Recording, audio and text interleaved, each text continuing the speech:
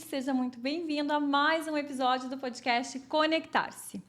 Hoje eu estou recebendo uma pessoa super especial, Diego Garbosa. Eu vou ler aqui, porque eu tenho aqui escritinho de ti. Ele une a comunicação, liderança e inteligência emocional em uma carreira dedicada a desenvolver pessoas e organizações. É formado em comunicação social, tem pós-graduação em gestão de pessoas e em gestão estratégica de negócios. Atua como consultor, palestrante e mentor em áreas como comunicação, gestão de conflitos e liderança estratégica. Diego, seja muito bem-vindo. Eu estou cheia de coisas para querer aprender aqui contigo. E obrigada por estar aqui participando com a gente e apresentar, né, esse trabalho muito legal e diferente que a gente ainda eu não tinha visto ainda. E eu acredito que vai ser bem legal. Bem-vindo. Primeiramente, uma alegria estar aqui no teu podcast, né? Obrigada. Principalmente, Mineia, por saber a intenção por trás da criação naquela nossa conversa. Então, faz muito sentido com o meu propósito, esse conectar-se. É então, verdade. Quero te parabenizar pela ideia de transbordar esse sonho, de estar trazendo esse movimento tão bonito, de olhar para as carreiras, para as profissões, para as pessoas, além dos títulos, né? Sim. Nesse mundo que a gente vive aí, que muito é título, muito é like, muito é reconhecimento nas mídias sociais, mas existe sempre uma pessoa por trás disso, né? Sim, é verdade. E o meu trabalho tem muito a ver com o teu propósito, porque é o que eu faço no meu dia a dia, seja nas empresas, nos treinamentos, nas palestras, é olhar para as pessoas além dos números. Sim. Então, ao longo desses 18 anos atuando como consultor, mentor, terapeuta sistêmico também, que eu nem coloquei, tem outras coisas para não ficar tão grande, né? Mas eu brinco que o meu maior currículo não é nenhum diploma. O meu maior currículo eu sou filho do Etelvino e da Beth. Porque sem esse currículo, nenhum desses diplomas aí existiriam. Sim.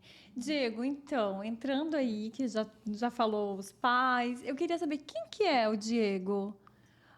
Da onde o Diego veio, o que o Diego faz, como o Diego se tornou esse consultor, esse treinador, esse palestrante, como que aconteceu isso tudo? É muito interessante que quem vê a gente chegando, né, num programa, numa palestra, às vezes de paletó, engomadinho, como a gente costuma falar, nem imagina que existe uma criança que sofreu ou uma situação que despertou com que a gente buscasse ser quem a gente é, né? Então, por trás desse homem que hoje ajuda as pessoas a entenderem de comunicação, de inteligência emocional, de estratégia, tinha uma criança que sentia muita raiva, uma criança que não entendia bem o mundo, por que as coisas aconteciam daquela maneira, e o sonho dela era entender as pessoas, entender por que as coisas aconteciam, mas demorou muito tempo para que aquela criança que brigava muito, que era muito reativa, pudesse ter a chance de conhecer, ter conhecimentos, acessar consciências e pudesse começar a desenvolver essa identidade. Ou seja, eu era um segundo filho de um casamento de pais normais, em que a vida era difícil, pais professores, vida corrida, mas que dinheiro era sempre difícil, que dinâmicas de marido e mulher eram complexas, onde houve doenças, onde houve problemas, e a gente vai crescendo, se adaptando a isso. Só que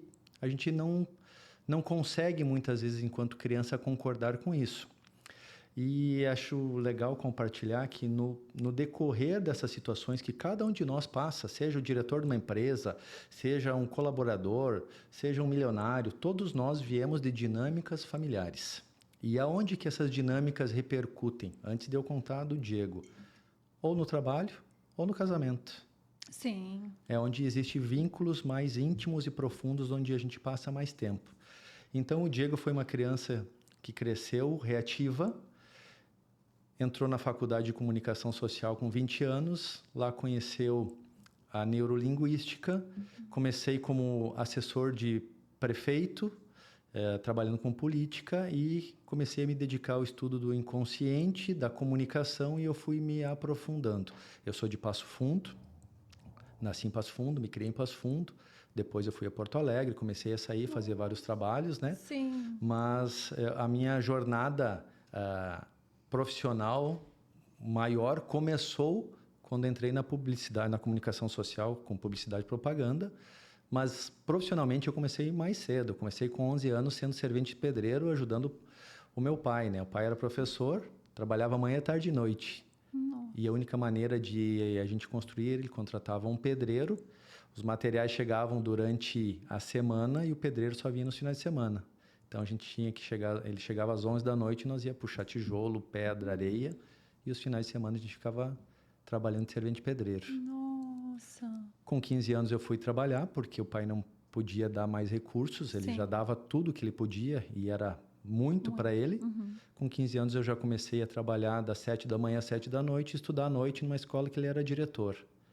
E assim eu fui emendando dinâmicas e nisso fui construindo o meu caráter e muito desse caráter e dessas características que depois a gente vai falar, né, de traços de caráter, nem todos eles foram funcionais e saudáveis. Aquela raiva de criança, até um pedaço da minha vida, ela se manifestou de maneira... Hoje eu não falo mais de maneira negativa, mas de maneira disfuncional e até doentia, porque eu era muito reativo. Foi a maneira que eu consegui sobreviver às dinâmicas familiares, ao bairro e à vila que eu morava, que tinha um certo perigo. Então, para sobreviver a isso, eu desenvolvi características de comunicação, caráter, né?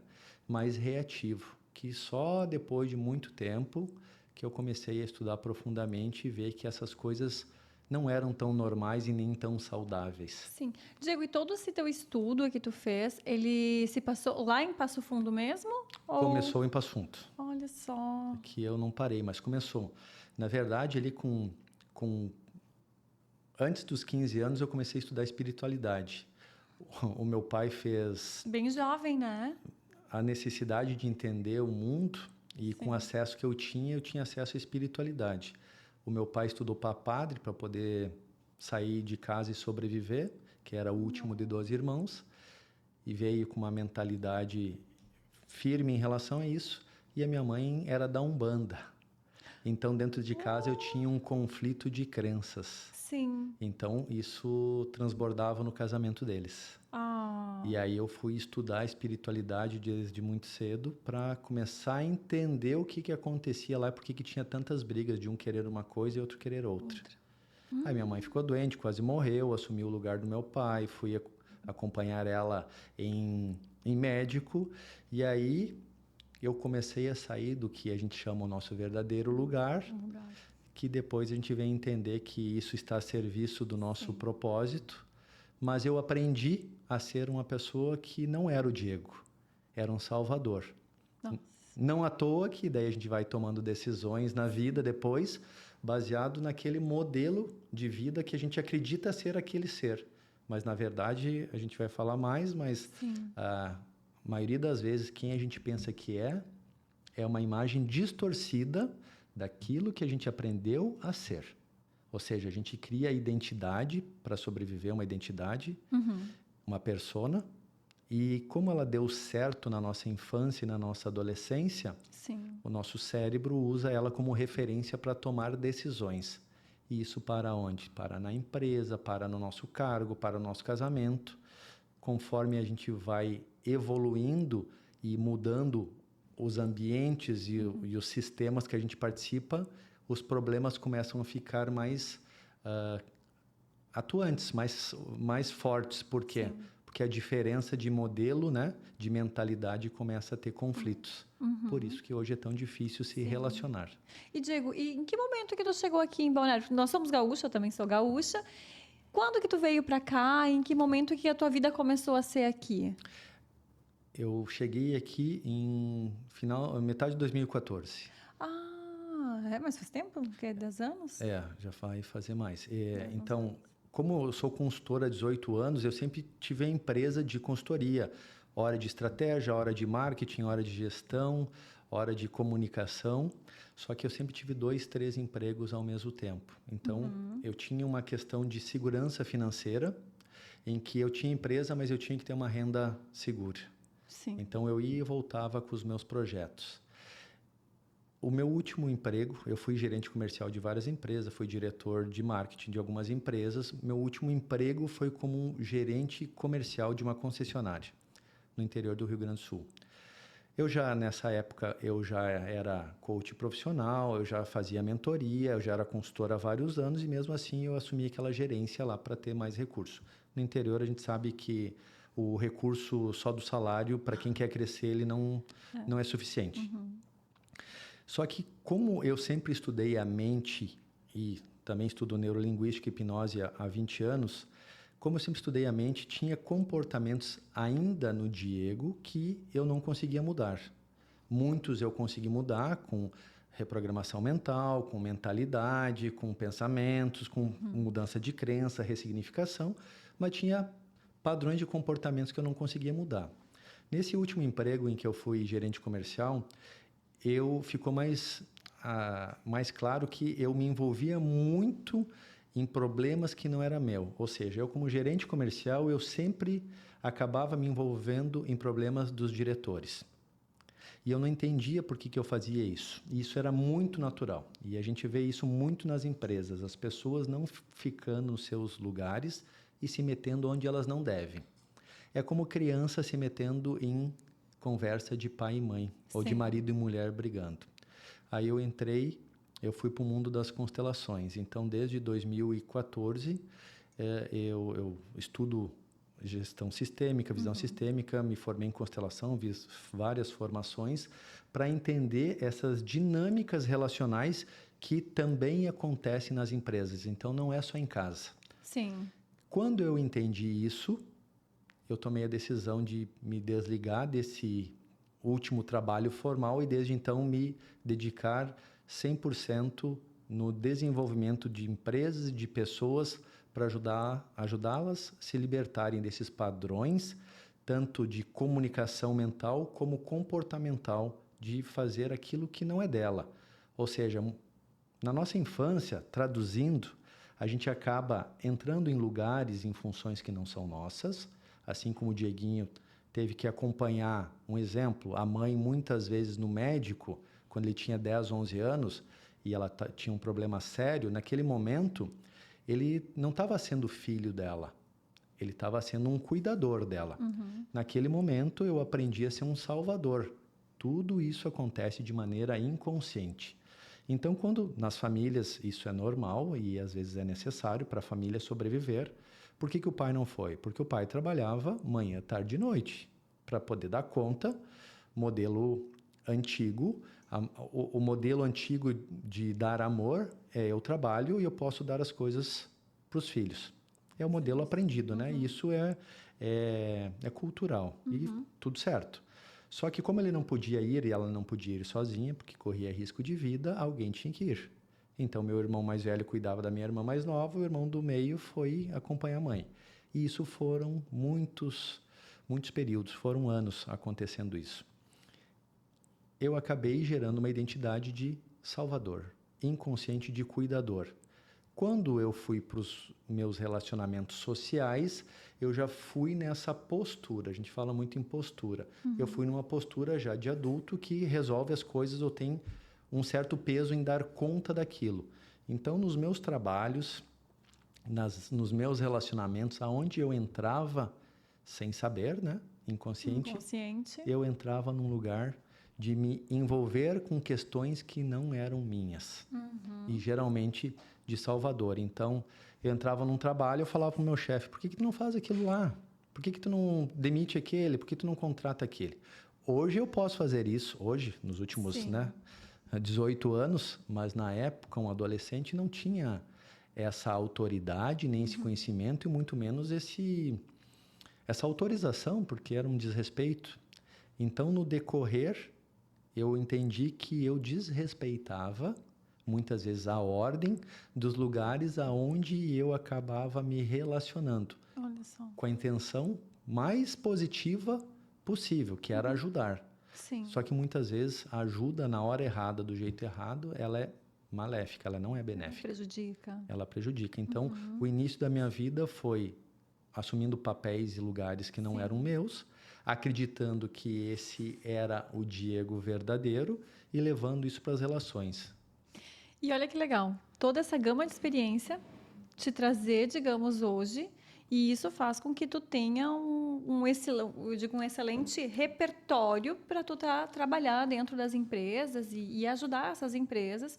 Imagina, com toda a tua gama de experiência, hoje é uma potência o teu treinamento, a tua mentoria dentro de uma empresa. Eu estou bem curiosa. Mas, Diego, então, assim,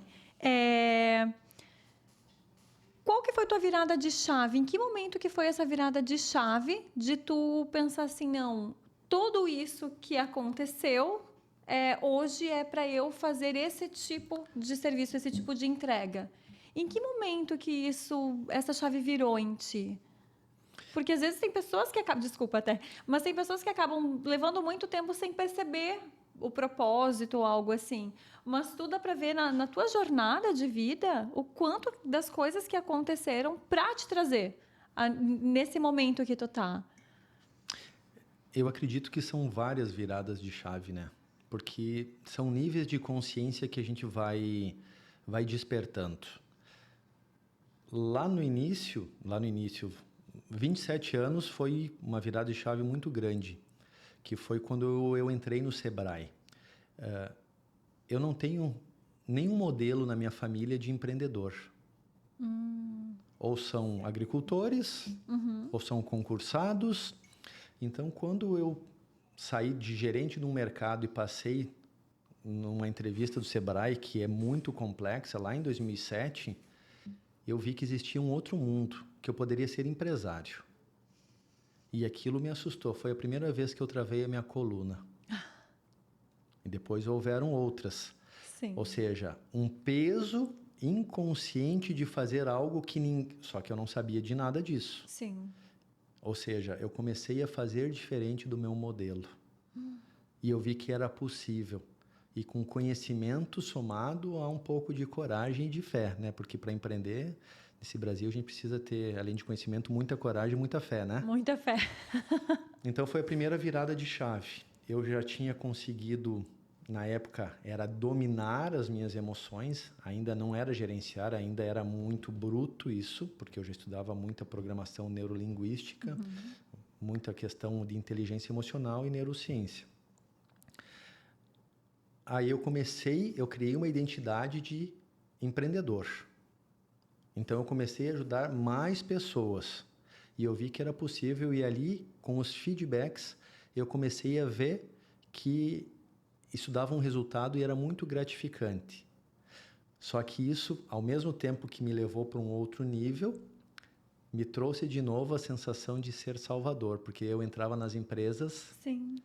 O que você imagina que eu encontrava? Sócios que eram marido e mulheres, brigando, irmãos, cunhados, geralmente no interior empresa familiar. Sim.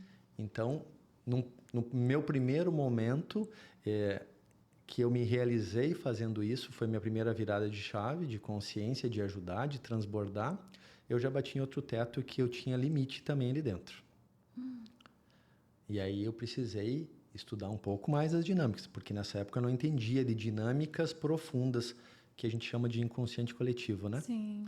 Então, aí foi somente no decorrer do meu estudo que, com a psicossomática, com as constelações, que eu consegui trazer isso. Só que o que sempre me ajudou, principalmente nas empresas, é que eu sou focado em resultado. Como o início da minha vida eu fui focado em resultado, eu tinha que entregar resultado. Desde o meu primeiro trabalho com 15 anos no comércio, eu comecei trabalhando no comércio, quando eu saí de servente de pedreiro lá com meu pai, com 15 anos eu fui para o comércio em Passo Fundo. Trabalhei em várias lojas, tinha que vender. Sempre gostei das minhas coisas, de roupa, coisa que guri gosta. Comecei a namorar muito cedo e queria autonomia. Então, para ter dinheiro, tu tem que vender. Então, eu entendi que a única maneira era eu vendendo. Então, ali eu comecei a fazer o meu próprio dinheiro. Quando entrei na faculdade, novamente, publicidade, fui ser assessor político. Aí eu comecei a fazer campanhas políticas. Depois eu fui fazer o Sebrae em 2007. Voltei a fazer campanha política. A última foi em 2010, que eu fiz para deputado estadual em Porto Alegre. A gente fez 19 mil votos, coordenei 400 e poucas pessoas, um trabalho fantástico, que por poucos votos ele não se elegeu. E na época foi muito frustrante, mas tudo foi trazendo bagagem para gerenciar e entender as dinâmicas das pessoas e o porquê de alguns resultados que acontecem ou não. Uhum. Hoje o que eu vejo muito é, muitas vezes resultados não estão acontecendo e a gente acha que a gente tem que desenvolver só capacidades. Sim, sim. Eu ia mesmo te entrar nesse tópico contigo. Eu trabalho com treinamento, né, de inteligência emocional, mudança de mentalidade, comunicação estratégica, liderança, gestão de conflito, gestão estratégica e liderança. São os 5 que eu trabalho dentro das empresas. Uhum. Todas as habilidades, essas habilidades, elas precisam ser desenvolvidas nas pessoas. Só que o que está por trás dessas habilidades, existe uma crença, existe uma identidade nas pessoas. Então, treinar as pessoas é extremamente necessário, fundamental para qualquer negócio prosperar, crescer e principalmente se profissionalizar. Porém, se a gente não trabalhar numa identidade da empresa, que a empresa é uma identidade corporativa, e da identidade das pessoas que se identificam com esse projeto, geralmente os treinamentos são vagos. Sim. A gente tem uma cultura muito forte de comprar palestras de motivação. Sim. Motivação é que nem banho, amanhã vai ter que se motivar de novo. Sim. Então, eu acredito muito na mudança de mentalidade, na transformação de caráter, no sentido de características que as pessoas trazem para que elas possam entregar resultados melhores. Ô Diego, e conta pra gente, explica, porque muitas pessoas que nos assistem não sabem, assim, qual que é a importância numa liderança hoje de ter essa inteligência emocional, de se autoconhecer? Como trazer para dentro de uma empresa isso? Um líder que talvez ele está perdendo de ganhar, não está conseguindo liderar a equipe por falta dessa inteligência emocional. Tu consegue explicar isso para a gente? Como que tu faz esse trabalho dentro da empresa? Geralmente, o líder é o dono do negócio, né? Aqui na nossa região, né? Tirando negócios maiores, ele está envolvido no processo. Sim. Geralmente, o líder, o dono, foi ele que começou o negócio. Então, ele é muito bom no fazer. Só que a empresa cresceu e a mão tem 5 dedos. Tem coisas que vão ter que ser delegados. Antes de vir aqui, eu estava fazendo uma mentoria de um CEO de uma construtora que tem vários braços. Eu estava trabalhando justamente isso. É advogado, é administrador, é CEO da empresa e ele participa de um grupo de empresas. Cada identidade dele dentro de um negócio tem uma função. Cada um de nós dentro do negócio tem um papel, é como um time de futebol. Cada um que lá está, o goleiro tem um lugar, tem uma função. O atacante tem um lugar, tem uma função. O técnico tem uma função. Na empresa, funciona da mesma maneira.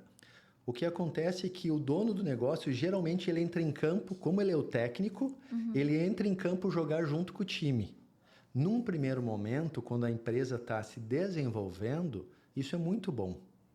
Só que quando a empresa chega num certo tamanho, isso começa a ser, inclusive, uma ameaça para o negócio. Porque um negócio tem 3 níveis.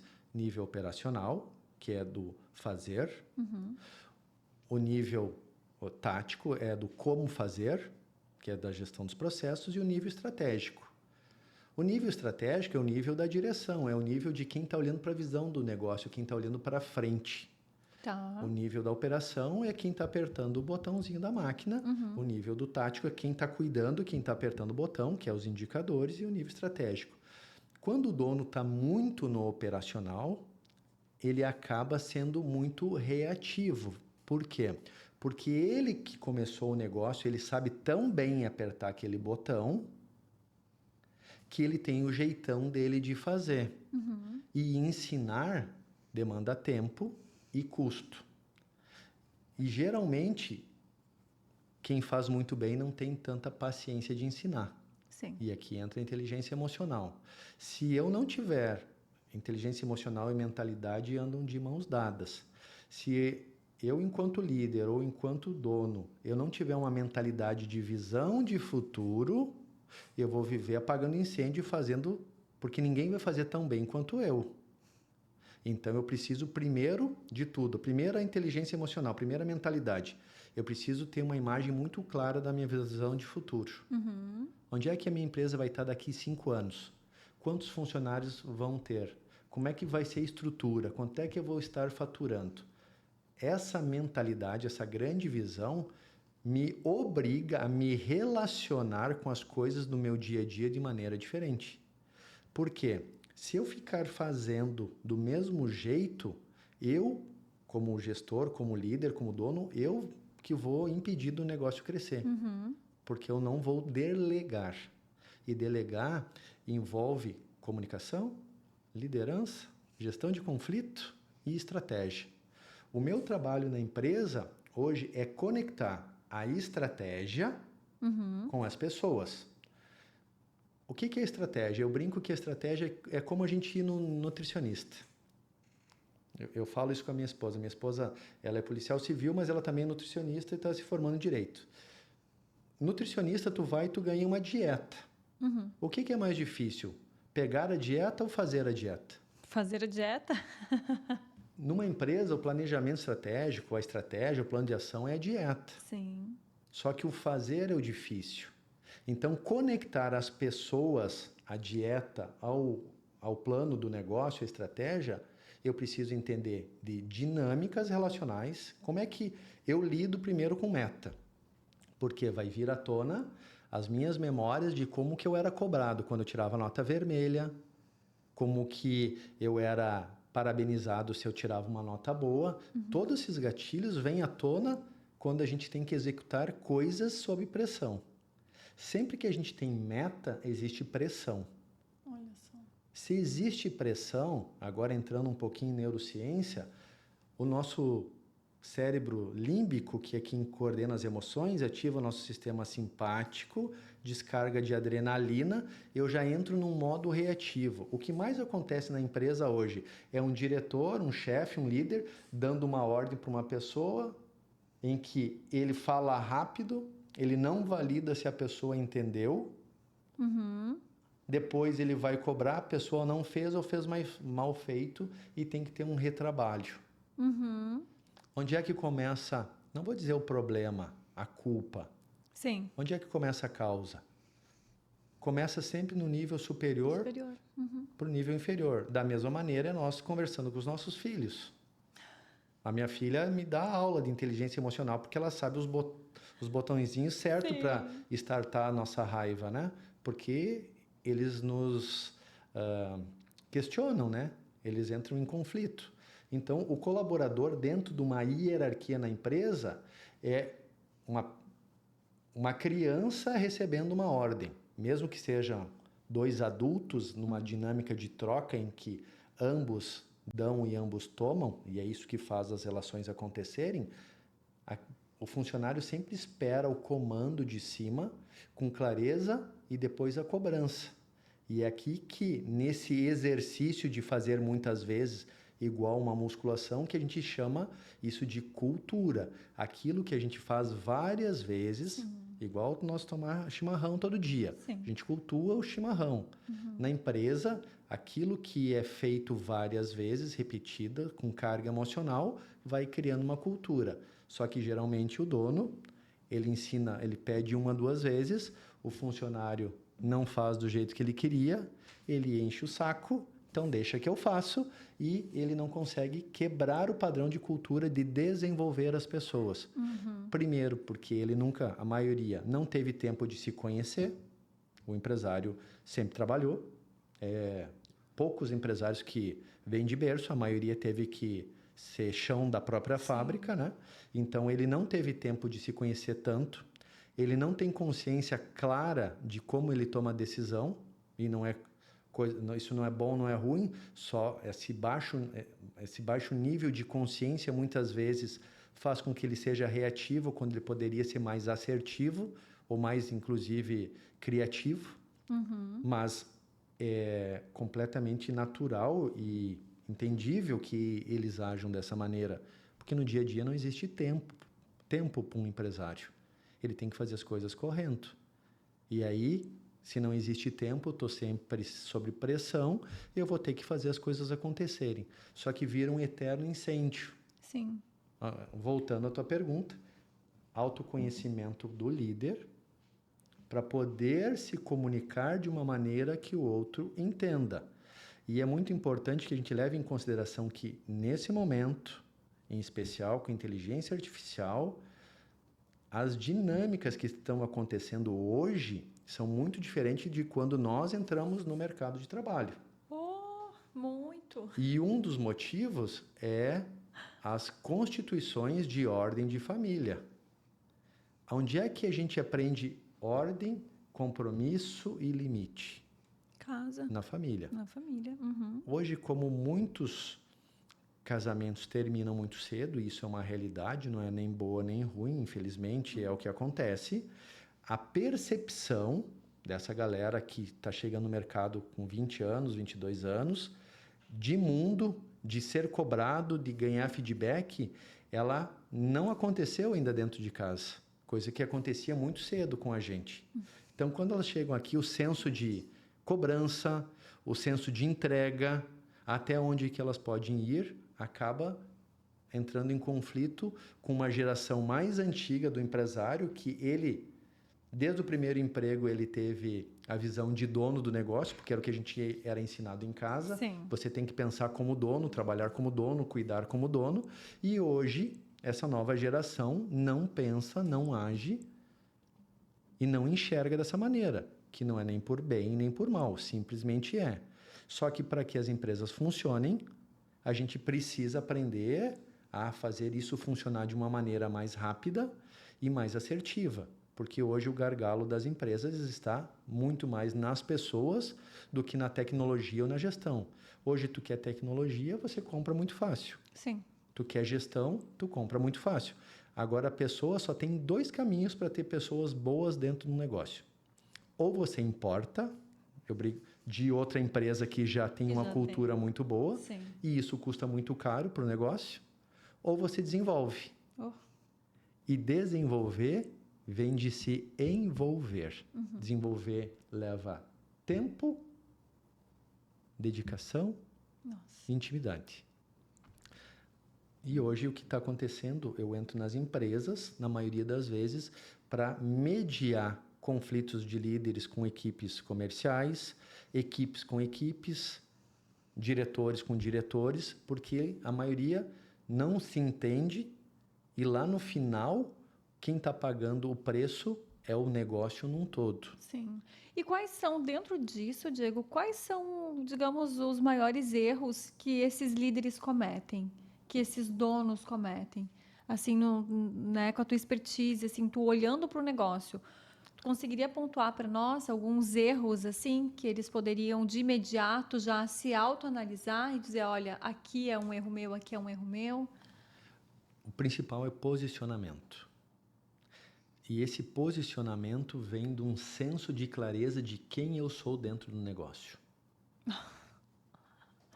Diego, agora isso bateu em mim, tá? Eu passo por isso. Geralmente, num negócio, então, marido e mulher, pegar um exemplo, né? Num negócio, marido e mulher são os donos do negócio, são sócios. Em que, geralmente, o marido é o CEO e a esposa é a diretora financeira. Em muitos negócios. Na hora de tomar decisões, eu canso de ver a diretora financeira trancando ou sabotando um projeto porque ela não concorda. Mas ela não concorda não através da lente da diretora financeira, ela não concorda como esposa. Mistura, né? Mistura os papéis. Sim, sim. Então, muitas vezes, é só um exemplo muito prático, muitas vezes são sócios e são diretores. Como sócio, o meu lugar de sócio... Porque eu posso ser sócio de uma empresa e não ter um cargo de direção. Sim, sim. Em que eu vou lá uma vez por mês num comitê E eu vejo como estão nossos resultados, qual é a nossa meta do ano, uma apresentação e está funcionando ou não está funcionando e tem uma prestação de contas padrão. Mas a maioria dos sócios tem cargo dentro das empresas. E aí o papel de sócio e de diretor são funções diferentes. O que a gente tem que entender, e essa clareza ela é primordial para o posicionamento, o Diego ele tem várias identidades.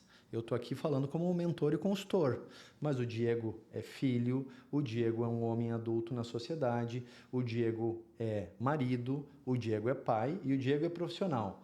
Consultor, palestrante, treinador, mentor. Cada uma dessas identidades tem uma postura e um posicionamento. Como consultor dentro da empresa, eu tenho uma postura. Como mentor, eu tenho outra. Então, se eu não tenho clareza na conversa do dia a dia, se eu estou falando como sócio, se eu estou falando como diretor, na hora de tomar decisão, isso vai se misturar e vai bagunçar. Como sócios, a gente vai definir a visão do negócio. Agora, se eu sou o diretor comercial, você é a diretora financeira, nós como sócios já definimos alçadas para o meu trabalho e para o seu. Então, aqui no dia a dia, eu vou atuar, eu vou ter que me desempenhar e apresentar resultados ou lidar com as consequências disso. Agora, no dia a dia, como sócia, você não pode vir dizer para mim, eu não concordo que você faça dessa maneira. Então, para isso, a gente vai fazer uma outra reunião de sócio. Como sócia, Diego, eu não concordo com a tua estratégia, eu gostaria que a gente revesse. Mas no dia a dia, eu como diretor comercial, eu vou agir. Sim. Então, seria ter o posicionamento dentro da empresa e, de repente, ter nomeado as suas atribuições. Para que tu não vá na atribuição do outro, não decida pelo outro que não é. Exatamente. O posicionamento vai trazer clareza. Clareza na ordem. Clareza, qual é o meu lugar, qual é a minha função. Lá num time de futebol, qual é o lugar do goleiro? Embaixo da trave. O goleiro fica aqui. Esse lugar, ele tem uma função. Qual é o lugar do goleiro? Embaixo da trave. Qual é a função? Atacar o gol. Toda função tem um limite dentro da empresa. É igual no nosso corpo. Lugar do coração é aqui, função, bombear. O coração não pode sair daqui e ir lá dizer para o cérebro fazer diferente. Um afeta o outro, sim, isso se chama interdependência. Nós dependemos um do outro. Nós temos uma interdependência dentro da organização. A organização é um sistema orgânico em que as partes se relacionam entre si. Mas, se a minha função é atacar o gol, o meu limite é ficar aqui nesse quadrado. Eu não posso ir até a goleira do outro o tempo inteiro, porque eu vou deixar o meu lugar vazio. E aí eu vou tomar um frango. Sim. Eu vou colocar todo o time em exposição. Então, traduzindo na prática, se o diretor fica saindo do lugar dele, que é de estratégia, principalmente de estratégia, de delegar, de comandar, de acompanhar, para ir ficar fazendo o trabalho operacional, ele está deixando a cadeira, o volante, que é a direção, direção estratégica, tática, operacional, ele está deixando a direção vazia. Naquele momento, para o negócio, é como se ninguém estivesse olhando para o futuro da empresa. E agora, quando tem 2, 3 pessoas em conflito aqui, muitas empresas às vezes viram como uma carroça com 2 bois. Um boi que é pastar desse lado da estrada e outro boi que é pastar desse lado. Isso acontece muito.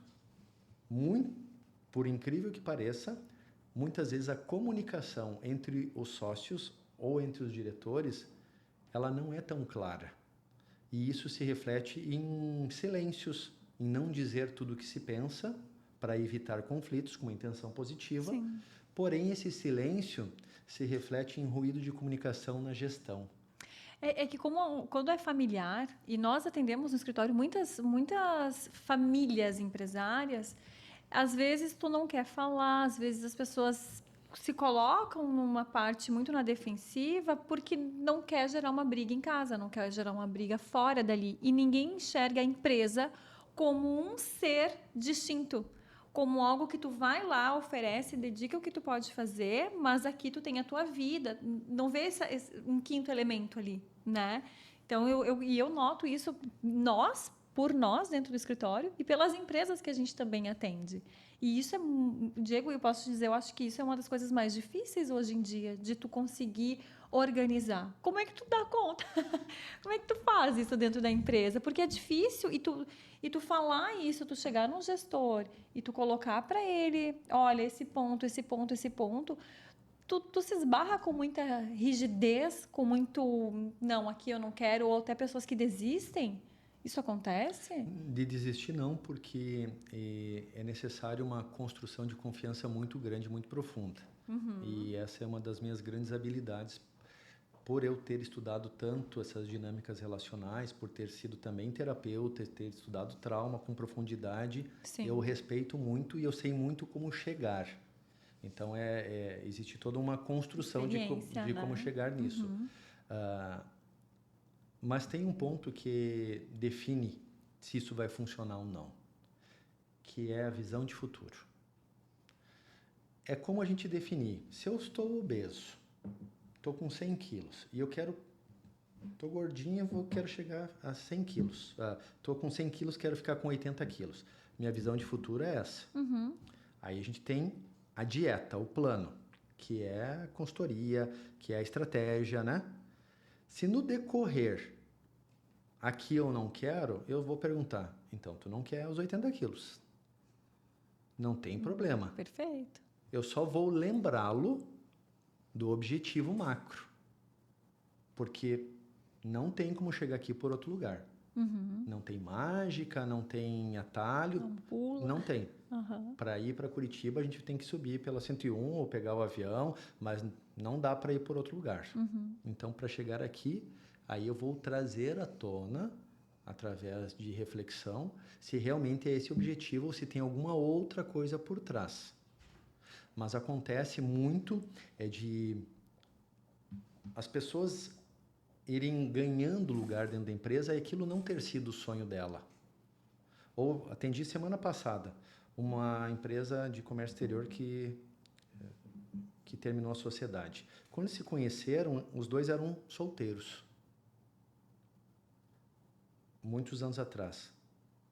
Era uma crença, uma ideia de negócio. Um casou, família, cristão, foco. O outro continua na noite e continua com outros objetivos. Sim. Na tomada de decisão, é incompatível. A postura, porque os nossos valores, aquilo que é importante para cada um de nós, e numa empresa, é por onde eu entro, muitas vezes, no desenvolvimento de cultura, que a cultura nada mais é do que expressar o DNA dos donos. Uma empresa é como um filho de um casal. Uma empresa tem um propósito. Por que nasce uma empresa? Para servir e atender necessidades de alguém. Ao atender a necessidade de alguém, eu ganho com isso. Mas nenhuma empresa sobrevive se não atender a necessidade. Vendendo apartamento, vendendo prego, aluguel do estúdio, não importa. Tem que atender uma necessidade. Então, uma empresa, ela é um serviço porque ela serve. Se a gente entender isso, nós temos que nos colocar dentro da empresa, como que eu posso entender a necessidade do outro para eu poder atender. Perfeito. Isso eu ensino em muitos treinamentos, principalmente de comunicação para venda. Eu preciso entender a necessidade do outro para atender a necessidade do outro. Aí eu tenho que entender a comunicação, se ele é visual, sinestésico, qual é o traço de caráter. Aí a gente entra nos critérios de como a pessoa processa isso para que a minha comunicação se conecte com ele. E aí eu possa entregar. Eu sou consultor na empresa. Muitas vezes o cara quer, Diego, faz a ata. Não, essa não é minha função. Alguém tem que fazer isso. Não faço por 2 motivos. Primeiro, porque no nosso acordo eu vim ser estratégico e não operacional. Segundo, eu estou aqui para ajudar a você a ser o melhor diretor para a sua empresa. Então, junto com você, Nós vamos chamar uma pessoa, vou te ajudar a delegar, nós vamos ensinar ela e depois nós vamos ver se isso está bem feito ou se isso está funcional. Então, no decorrer dessas papéis, a gente precisa trazer clareza para que a gente possa assumir a nossa função com assertividade. Sim. Ô, Diego, me surgiu uma dúvida agora, que nem tá aqui, mas sistemicamente, com a tua expertise, tu consegue ver num negócio se, digamos, se é irmão, se é uma empresa familiar, se de repente ela não está indo para frente por alguém estar segurando e, digamos assim, tu chegar num ponto que tu diz assim, só daria certo se essa pessoa não estivesse?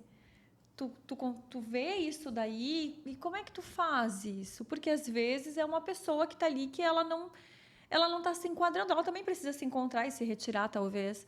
Mas como que tu vê? Dá para ver isso? Como é que tu trabalha isso? Dá para ver através da visão sistêmica e tem empresas que não se pode fazer nada, que elas não vão durar. Olha só. E aprendi a duras penas não me envolver com isso, Sim. a respeitar e concordar. Olha só.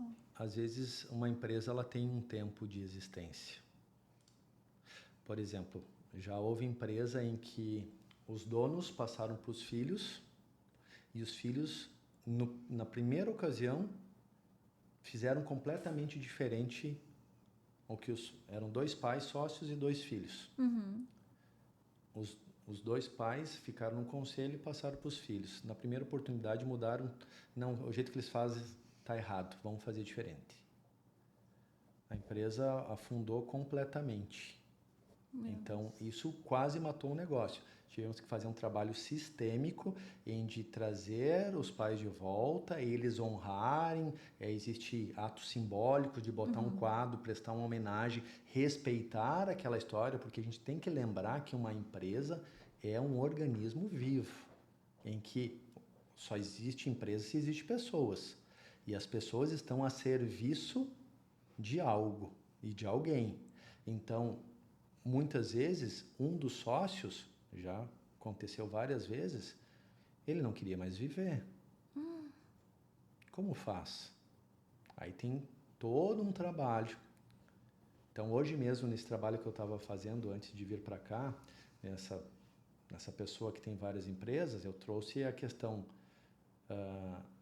como fica se um dos sócios se machuca? Como eu já vi, de um sócio se machucar, a esposa querer assumir o negócio.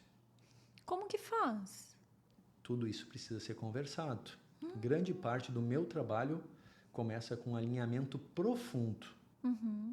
Os filhos começam a crescer. Todos os filhos vão poder participar e sentar já na janela como o gerente e o diretor? Isso tudo coloca em risco a visão de futuro do negócio. Sim, sim.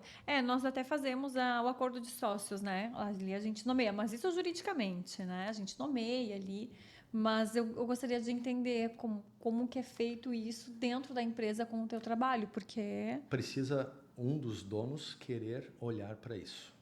Geralmente tem um sócio, um dos donos, que está preocupado com o futuro da empresa. Essa pessoa, ela tem, é como se ela tivesse uma autorização de olhar para o sistema dela. E aí, através de técnica, a gente consegue ver se a empresa ela tem força, se ela tem ameaça, se essas pessoas... Eu estava usando o exemplo antes das 2 pessoas que se separaram lá do comércio exterior. Sim. Acontece empresas com 30 anos em que a pessoa já atingiu, uma delas já atingiu, são 2 amigos. Ela já comprou o apartamento que ela queria, beira-mar, ela já tem o sítio dela, ela já é vô, a outra pessoa ainda não. Ela se divorciou com 55 e quer mais. São tempos de vida diferentes. Isso muda na visão de futuro e principalmente na velocidade que vai se buscar isso. Se a gente vai continuar sendo arrojado, se a gente vai adotar uma postura mais conservadora. Então, isso vai determinar, às vezes, o futuro do negócio. Mas, voltando à tua pergunta, é possível identificar sim, e é possível fazer vários movimentos respeitosos para, inclusive, conduzir isso para uma solução. Nem sempre é a solução que a gente quer. Sim, sim. Porque qual é a diferença de fato de uma... Não sei como é que a gente está de tempo, tu vai me... Não, eu tô só olhando aqui as perguntas mesmo para ver se porque tem várias que tu já passou por elas falando. Qual é a diferença de uma família para uma empresa, né? Ambos são sistemas. Sistema familiar, sistema organizacional. Muitas empresas tratam a empresa, nossa família. Sim e não. Mais não do que sim. Por que mais não do que sim? Se tratar bem não pode ou não significa que a gente, lá no fundo, represente um familiar um para o outro. Qual é a diferença? O sistema organizacional, que é uma empresa, pessoas entram e saem, de acordo com o tempo e a necessidade da empresa. Numa família, não. Todos que de lá vieram, lá sempre vão pertencer. Se eu nasci na minha família, independente do que eu faça, bom ou ruim, eu vou pertencer àquela família. Na empresa, não. Se a pessoa não se comportar bem, o que acontece? Geralmente... É dispensado. Que é outra coisa interessante. A gente contrata as pessoas, né? Geralmente por currículo. Pelo o que ela estudou, o que ela fez, e a gente demite sempre por comportamento. É verdade. Esse critério também dentro da consultoria é um dos primeiros que eu aplico para a gente entender como que a gente inclui as pessoas dentro da empresa. A necessidade do dia a dia, a demanda, a falta de tempo faz com que a gente vá contratando a rodo. E isso é a porta de entrada do problema.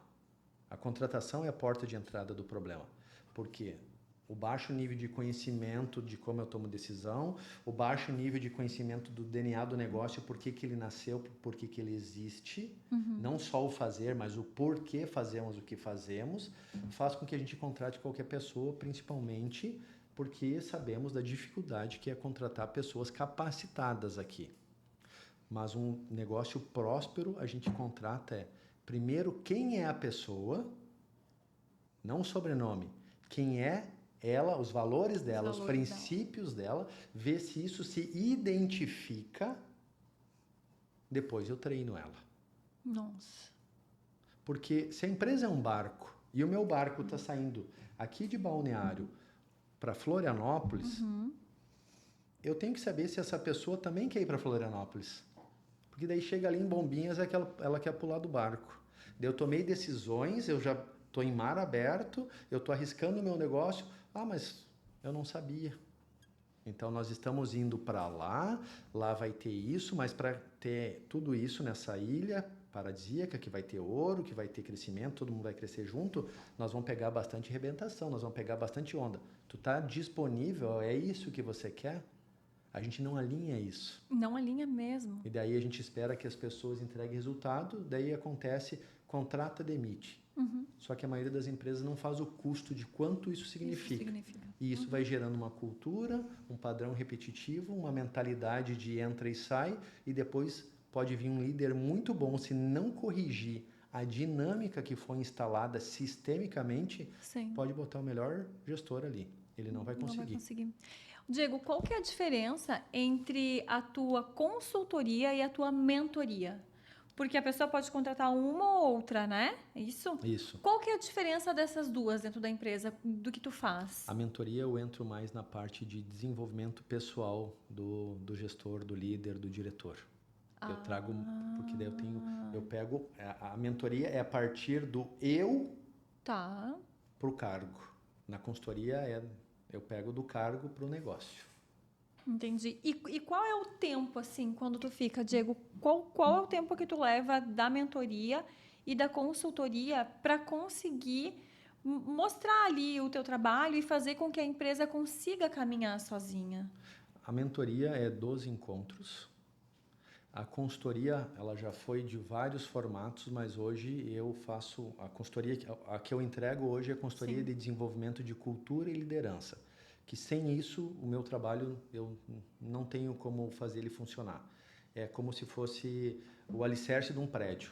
Se não tiver um trabalho de cultura e liderança, poucas coisas vão funcionar de maneira consistentes.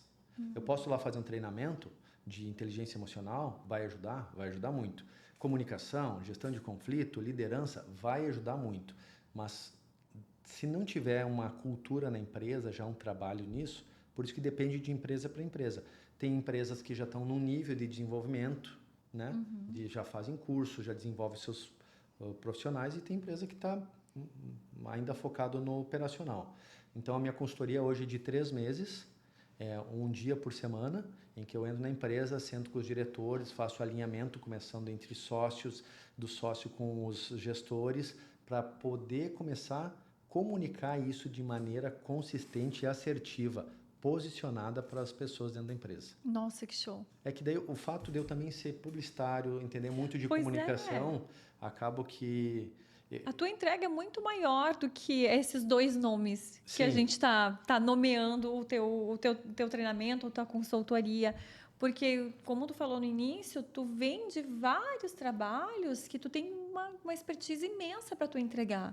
Então, tu acaba dando muito mais do que só, digamos, só o nome que a gente está nomeando o teu trabalho, né? É uma maneira só de ser representada. É muito mas maior. é muito maior. Tem muito trabalho que eu entro que eu acabo sendo mais mediador e conselheiro. Sim.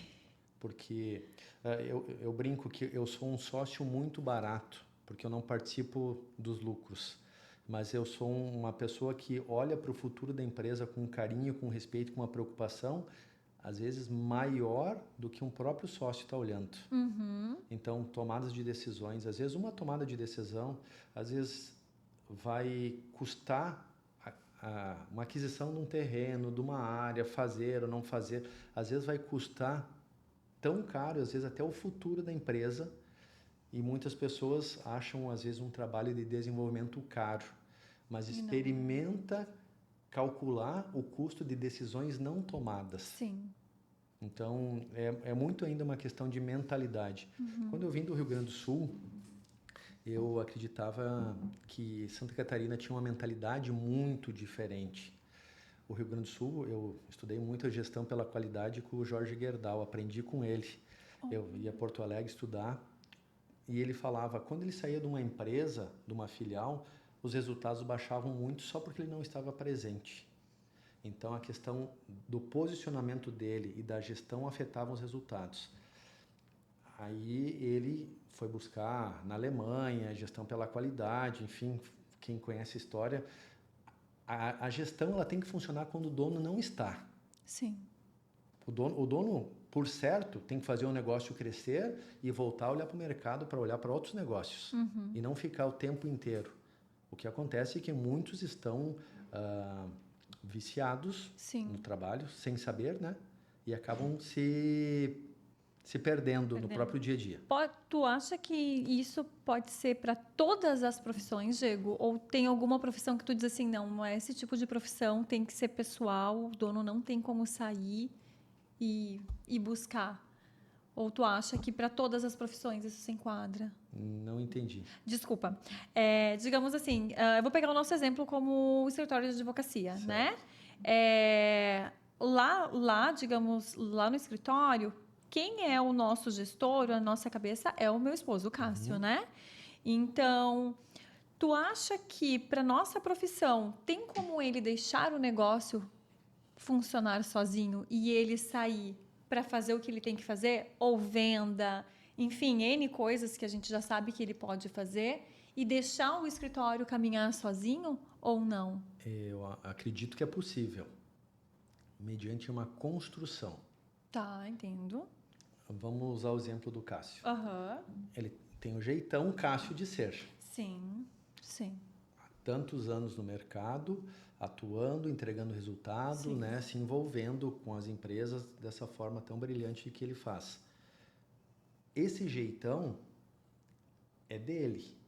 Esse é o DNA dele que precisa ser transbordado para o negócio, a partir dos valores. Sim. Isso é fácil? Não. Se fosse fácil, eu já tinha 10 na minha equipe fazendo o que eu faço. Claro. Em cada negócio, por isso que eu respeito muito quando um dono de uma empresa, um líder não consegue delegar. Porque a visão que eu tenho de pessoas, de comunicação, de liderança, de estratégia, é a soma dos meus 25 anos fazendo isso. Sim. Do Cássio é a mesma É coisa. que é a pessoalidade, né, Diego? As pessoas também às vezes querem. Eu digo, às vezes tem clientes lá no escritório que eles querem o Cássio para atender. É o vínculo, né? Então a gente tem que começar trazendo pessoas ao lado. Eu escutei isso também num professor que foi neurocirurgião, mas depois ele se tornou professor de estratégia, de visão sistêmica estratégica. Ele falou: um dia eu tive que ir para o lado, numa cirurgia, num transplante, para que o residente pudesse começar a operar. Senão a minha clínica nunca cresceria. Se ele ficasse sempre ele só operando, ele seria sempre um médico, a clínica seria menor. Então, um dia ele foi dando um lado, eu sempre lembro, ele fazia assim, fui dando um lado, daí eu dei uma mão para ele, fiquei cuidando aqui, ele foi mexendo no bisturi aqui, e eu fui indo até que eu deixei ele. Então, a gente tem que ir costeando essas pessoas para elas modelarem nosso jeitão, o que a gente acredita, como a gente enxerga. Isso é modelagem, isso é cultura. Mas a gente só consegue fazer isso se o propósito de a gente deixar isso for maior ainda. Tá. Só deixar por deixar para eu me aposentar e ficar lá no final talvez dê certo. Mas o Cássio, por exemplo, a empresa como é um organismo vivo, ela ainda quer que ele esteja ali. Sim, sim. Eu não sei, mulher a cada quanto tempo corta o cabelo, mas geralmente tem uma pessoa de confiança. Se tu chegar lá no salão e não tiver aquela pessoa, tu corta? Não. Os clientes com o Cássio é a mesma coisa, os clientes com o Diego é a mesma coisa. Porque então, existe... precisa instaurar esse método. Precisa, transbordar. Porque existe uma identificação entre essa identidade e essa. Identidade corporativa, o escritório, e a identidade física ou a outra empresa. Essa identidade se identifica com essa e isso gera uma identificação. E isso se dá através dos nossos valores. Nossos valores é aquilo que a gente acredita que é importante. Então, o Cássio tem o jeito de falar, o jeito de ouvir, respeitoso. Isso gera uma identificação. As pessoas se identificaram com isso. Mas é possível, sim, modelar, treinar, só que daí é desenvolver, se envolver e desenvolver.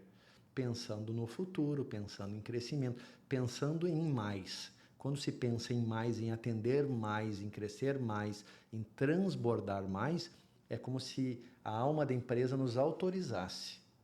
Agora, se é só para virar as costas, os clientes somem. Porque eles não querem que tu simplesmente saia, corta com o outro, eu faço com o outro. Não, eu quero você, porque existe essa identificação. Mas é muito possível, sim. Nossa Senhora. Ai, o Diego precisava de umas 2 horas para a gente conversar. Mas deixa eu te perguntar. Para a gente ir para o nosso final, enfim, tem alguma coisa, de repente, que a gente não abordou, que é importante que tu fale sobre a tua consultoria, sobre a tua mentoria? Tem alguma coisa que a gente passou e que não abordou, que tu queira trazer agora? Não, mas é uma mensagem que, mais do que nunca, é fundamental que os donos, os líderes, os gestores entendam tanto de estratégia quanto de pessoas. Não existe, principalmente agora, inteligência artificial entrando em todas as empresas. Sim. Quem é que não está tendo problema? Primeiro, as pessoas com medo de perder o emprego. Ativa a amígdala, medo, reatividade, elas não ouvem, tu manda fazer as coisas, elas paralisam, elas não conseguem fazer. Segundo, é uma mudança de cultura. Antes a secretária fazia, agora o e-mail vai automático. Mudou cultura, mudou processo. Mudou o processo, mudou o que eu tenho que fazer. Agora o goleiro não fica mais aqui. O goleiro, eu preciso reaprender o meu posicionamento, muda o meu senso de ser dentro da empresa. Então a gente precisa olhar para a empresa, para a estratégia e para as pessoas de uma maneira mais profunda. Quem conhecer mais profundamente as dinâmicas relacionais, de comunicação, de mentalidade, vai ter resultado muito mais rápido, porque todos estamos passando por desafio com pessoas. Sim. Não se trata mais de tecnologia nem de gestão, como eu disse antes. Se trata agora de fazer as pessoas se comprometerem, se engajarem para que elas entreguem o nosso resultado. Tem um monte de empresa de cliente meu que está freando o crescimento porque onde elas vão atuar não tem mão de obra. E aí estamos ficando refém de pessoas. Então, para entender de pessoas, Mineia, eu preciso de autoconhecimento. Sim. Nossa, sensacional, Diego, vou te dizer. É uma aula, hein? A gente está num curso agora aqui. Pena que a gente tem que encerrar. Porque, com última certeza... Outro desafio que está acontecendo muito, e isso foi sexta-feira que eu tive que ajudar a resolver, ninguém dessa galera mais nova está querendo assumir cargos de gerência. É verdade, né? Ninguém. Por quê? Porque elas vão ter que demitir, vão ter que dar feedbacks, e isso, se eu não tenho um senso de identidade integrada, sustentada, eu não vou suportar o emocional dessas conversas. Então, eu começo a ser permissivo. Não existe, para o diretor ser diretor, ele precisa de um gerente, de um gestor. Para o gestor atuar. Se eu não desenvolver pessoas para serem gestores dentro da minha empresa, e elas não estão querendo ser, porque entra em conflito, né? Entra em posicionamento. Meu Deus. Então, a gente precisa, inclusive, olhar para isso. Eu sou uma pessoa que eu sou zero para isso. Demitir, falar, cobrar. Eu peço para fazer, não entregou, eu já nem peço de novo. Eu mesmo faço. Nós, brasileiros, temos o feedback é muito difícil, né? Prometo que é a última. Nós, brasileiros, temos a tendência a pessoalizar os feedbacks. Sim. Os alemães são bem diferentes. E eu aprendi isso de um alemão. O alemão dá feedback sobre o que você fez de errado. Você virou essa xícara errada, Mineia. Se a gente faz isso aqui, a pessoa vai dizer, aquele cara não gosta de mim. No outro dia, o alemão, se ele te der um feedback que tu virou a xícara errada, ele vai chegar, oi, Mineia, tudo bem? Como é que foi seu dia? Ele vai te tratar normal, porque o feedback é sobre comportamento, não sobre a pessoa. Nossa. E na empresa, a gente precisa despessoalizar e trazer isso mais para lugar e função. É da minha função de gerente. Qual é a função do gerente? Dar indicadores, dar metas e cobrar. Então, como gerente, eu vou te cobrar. Cobrar de quem? Da Mineia? Não, da minha vendedora, da minha colaboradora. Então, é a gerente falando com a colaboradora. Sim. Depois, o Diego e a Mineia tomam um café ali tranquilo. Mas aqui é gerente e colaborador. Nossa, nós precisamos aprender isso. E isso tu também faz dentro do teu... Tudo isso. Nossa, Diego, então eu vou te dar esse último espaço para tu falar onde as pessoas podem te encontrar, como elas entram em contato contigo. Depois a gente deixa ali embaixo também nas descrições do vídeo e nos Reels, enfim. Mas passa teu contato, tuas redes sociais, como é que as pessoas podem te encontrar? Então, é basicamente no Instagram, Diego Garbosa, mentor de empresários. E o meu contato é 479-9252-2110. É basicamente na rede social. E aí falam direto contigo. Falam direto com... tem uma pessoa que responde as mensagens quando eu não estou... Sim. Quando estou em a gente precisa, né, de alguém. Sim. Diego, nossa, muito obrigada. Foi uma aula. E olha, eu vou querer conversar contigo porque a gente vai ter que conversar sobre o escritório.